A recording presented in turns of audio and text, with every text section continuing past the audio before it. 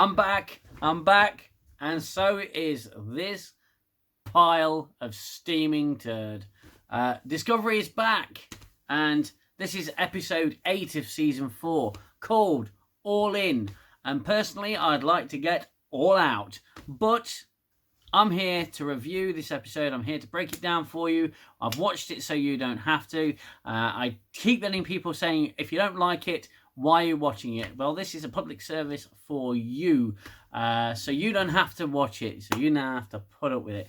I had to, and I'm through yet another episode.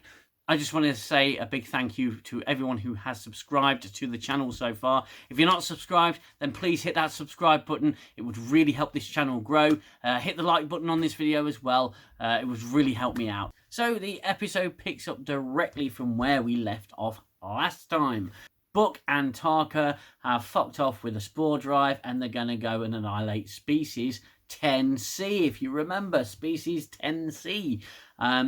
The Borg are the only ones who I remember ever giving number designations to species, but this is unknown species 10C.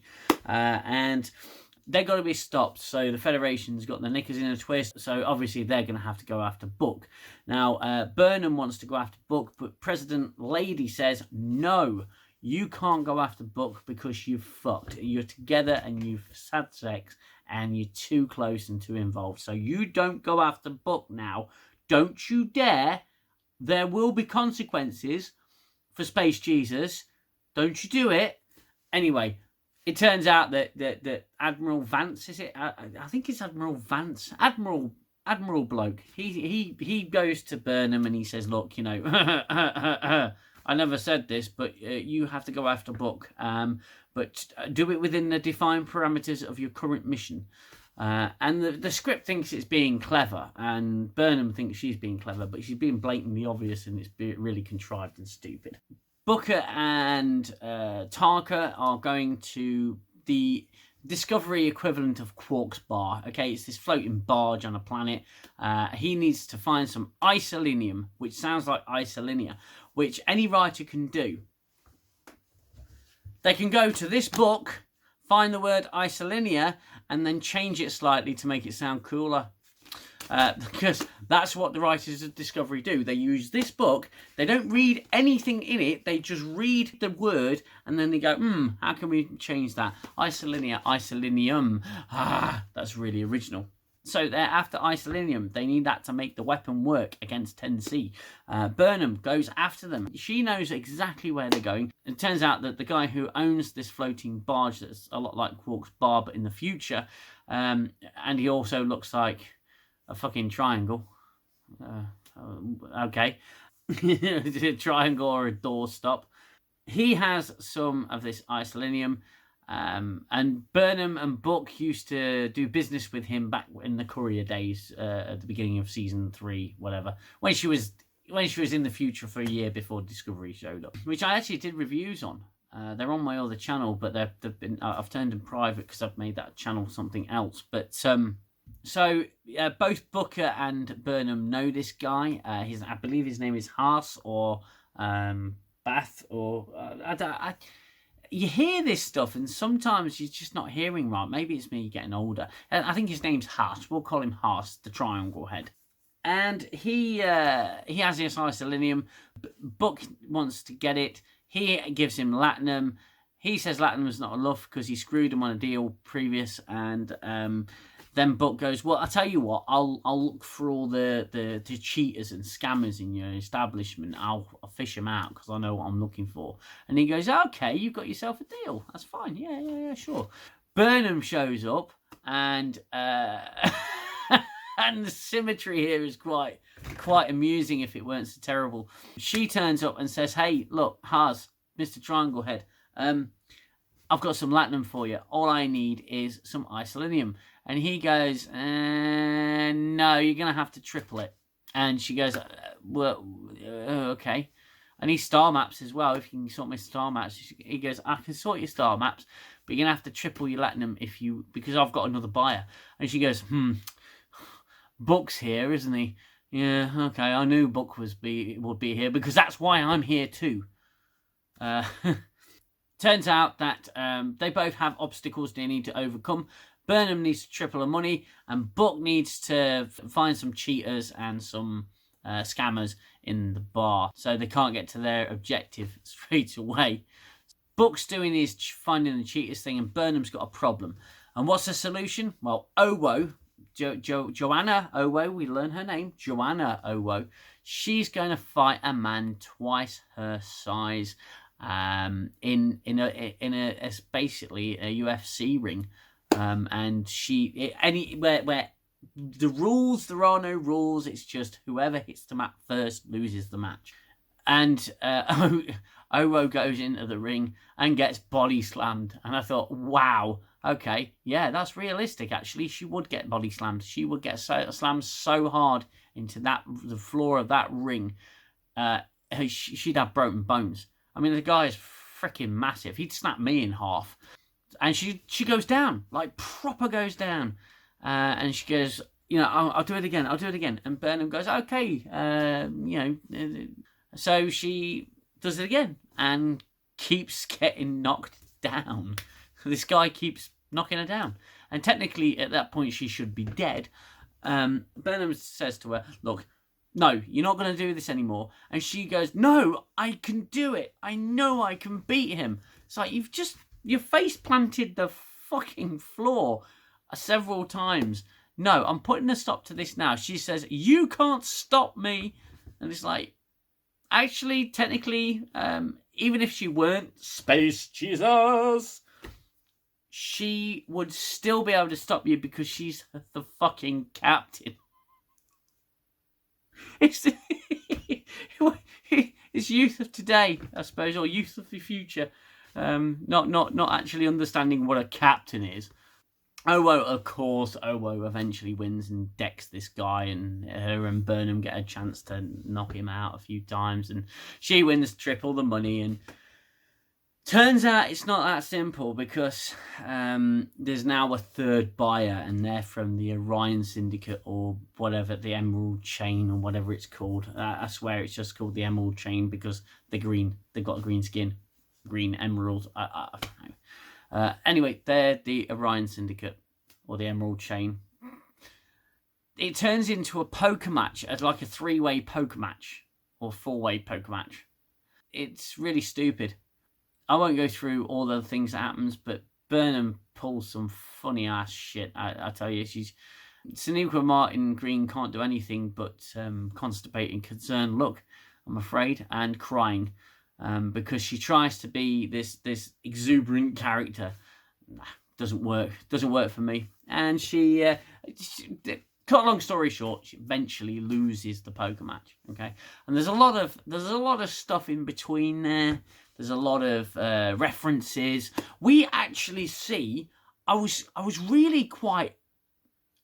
I don't know how I felt about it, but I was really quite ambivalent about it. But we see one of Odo's people. We see a founder, a changeling, and it's almost as if they're not 25% different. She actually looks like one of Odo's people, and I was really sort of like, oh, okay, maybe a little bit of backstory or epilogue about what happened to the Dominion and the founders. Nope, just referenced and fucked off.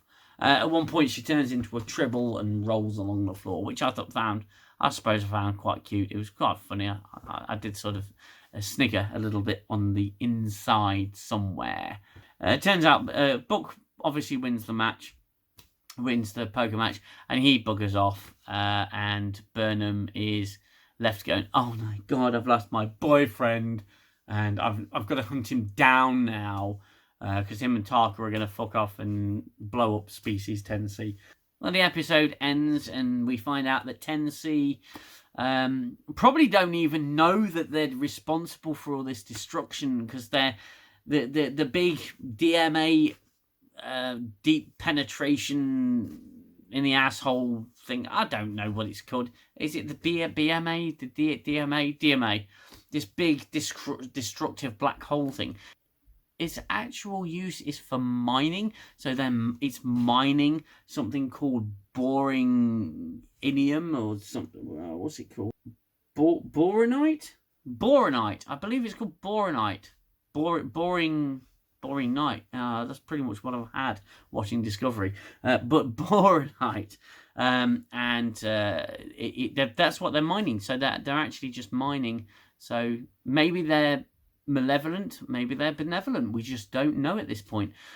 Like 2 points were really good. We've got to see Odo's people again. And a Tribble. Got to see a Tribble. So that was pretty good. Couple of noteworthy things, maybe. Noteworthy things. What was noteworthy? Booker's nickname by Triangle Head Guy was Glowworm, which for some reason just made me laugh. I don't know why. It's just Glowworm. That's his little pet name for him, I suppose. Tarka takes the piss out of Triangle Head's technology that he's offering. References the Devore from Voyager, like a Devore scanner. It's like, okay, look, where are you actually right now? Are you in the Delta Quadrant? Are you in the Alpha Quadrant? You just got no frame of reference. It's the whole Discovery endless, bottomless elevator thing, because they just don't know how space and time work. They don't know how they don't know anything about the setup of the Milky Way galaxy or wherever there's no frame of reference. It's just literally the Great Barrier. Well, where's that? I don't know. It's over there somewhere. It could be over there for all I know. No idea. We get a bit where Saru says, we support you in everything that we do. A pointless exchange between Culber and Stamets, where Culber's going, I'm the one who analysed Book, and he's doing this because I'm stupid. And Stamets goes, no, you're not stupid. Let's take a walk amongst some flowers in the holodeck. Okay, all right, fine, whatever. The shuttles in this show look shit. Is it for Star Trek? Now let me just put that into some sort of context. They look shit, yeah, but they oddly resemble, kind of in the same sort of colour scheme and style as the shuttles from the Orville. That's just something that came into my mind. I might be talking complete bollocks. The Orville, by the way, looking forward to that. There was some really odd lines, like the Triangle Head dude. Correct me if I'm wrong, and never in the history of Star Trek have I ever heard anything like this. I've missed you like a Cardassian misses cake. Are Cardassians suddenly fans of cake? Do they go? Do I ever see Garrick in DS9 go, well, Doctor, I really do fancy some chocolate chip. You know, or go to Ducott going, Commander Sisko, have you got some cake for me? Bad impression, I'm very sorry. I don't remember Cardassians ever being fond of cake. Or hating cake, or liking cake. They've never been it. Correct me if I'm wrong, put it in the comments. I'll read it. Promise. When Burnham loses, it's really funny because the look on her face is just like sheer shock and sadness. It's hilarious. Turns out that the president is really impressed that Burnham can navigate all these loopholes in her orders. It's like absolutely mental. It's just she goes, you're not quite the perfect space Jesus, but you do impress me. And it's like, she's just Space Jesus.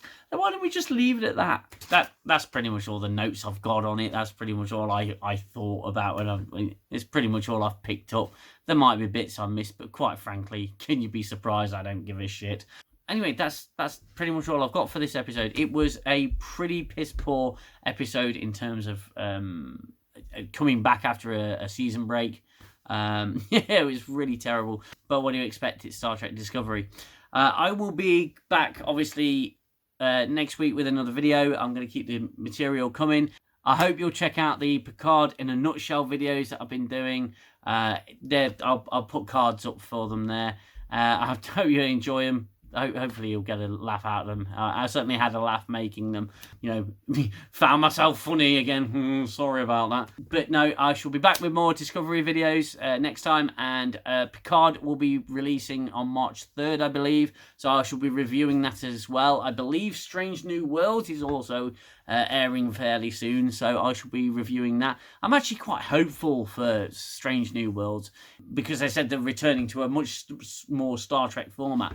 But come on, it's Alex Kurtzman. It's not going to happen. It's wishful thinking. But hey ho. Anyway, I hope you enjoyed this video. If you did, please give it a like and consider subscribing to the channel. And I will see you in the next video. Take care. Bye-bye for now. I need the silence, stop the violence of the war in my head.